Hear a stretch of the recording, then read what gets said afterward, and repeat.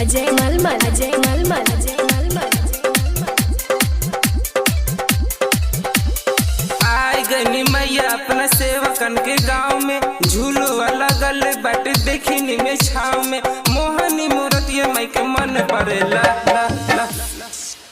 माई के लाल रंगोड़ुलो पसंद परेला, माई के लाल रंगोड़ुलो पसंद परेला, माई के लाल रंगोड़ुलो पसंद परेला।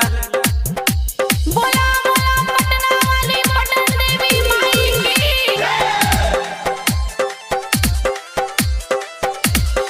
बोला बोला मखुरा अजय मलमल, अजय मलमल।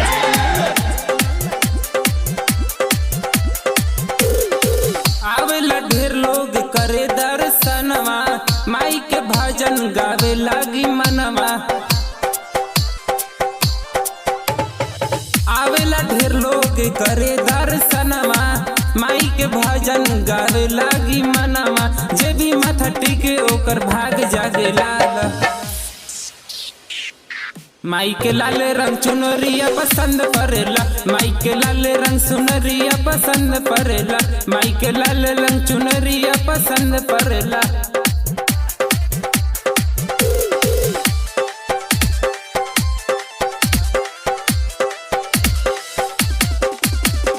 अजय मलमल, अजय मलमल, अजय मलमल।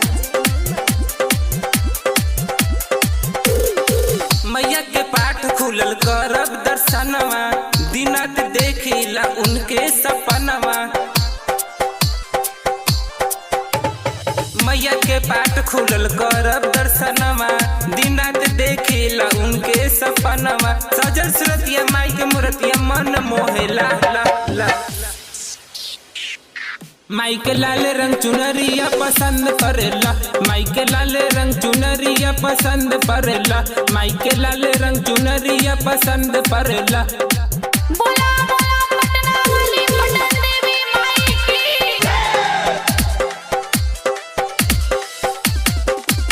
बोला अजय मलमल, अजय मलमल, अजय मलमल। पप्पू पेंटर लिखे माई के भजनवा, झुम झुम गावे मुकेशवा हो गनवा। पप्पू पेंटर लिखे माई के भजनवा, झुम झुम गावे मुकेशवा हो गनवा। माई द्वारी चल के भाई दर्शन करेला। माई के लाल रंगोड़ुलवा पसंद परेला, माई के लाल रंगोड़ुलवा पसंद परेला, माई के लाल रंगोड़ुलवा पसंद परेला, माई के लाल रंगोड़ुलवा पसंद परेला।